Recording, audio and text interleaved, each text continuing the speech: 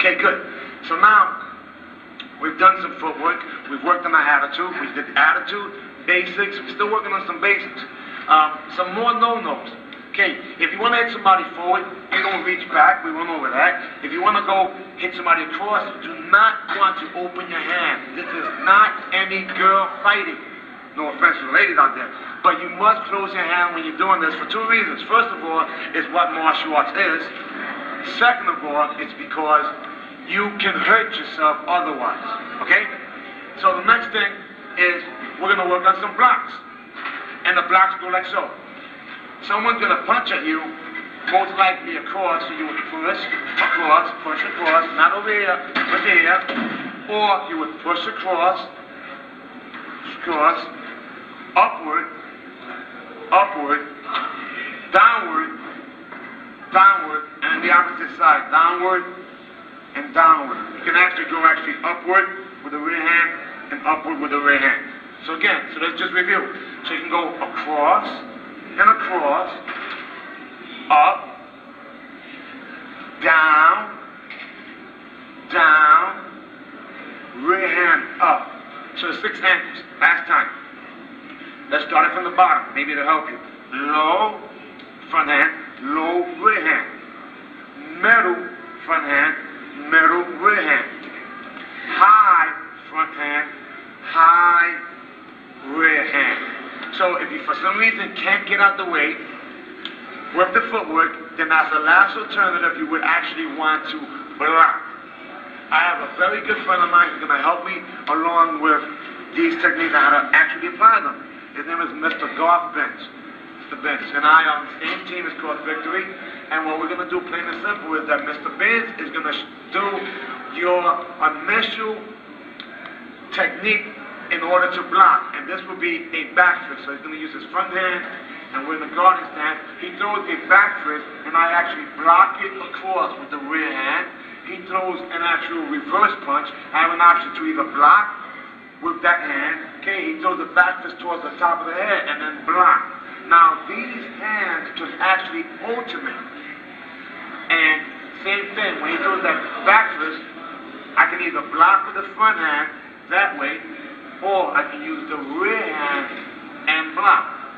Now, same thing. He throws a reverse punch. I don't want to block with my ribs, of course. This is a no-no. Or I can actually turn my body for the purpose of getting the weapon out the way, or use the front hand.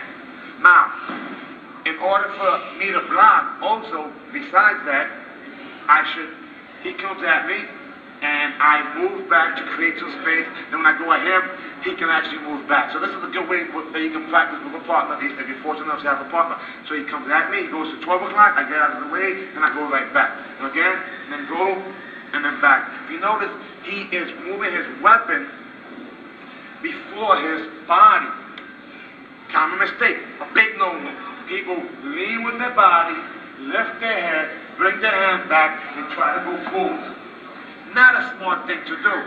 What you should really do, like Mr. Benz did, is go directly towards the target. Now, you can actually block it by either moving out the way or simultaneously moving back and blocking for the purpose of doing a counter. Okay, but that's getting a little ahead of ourselves.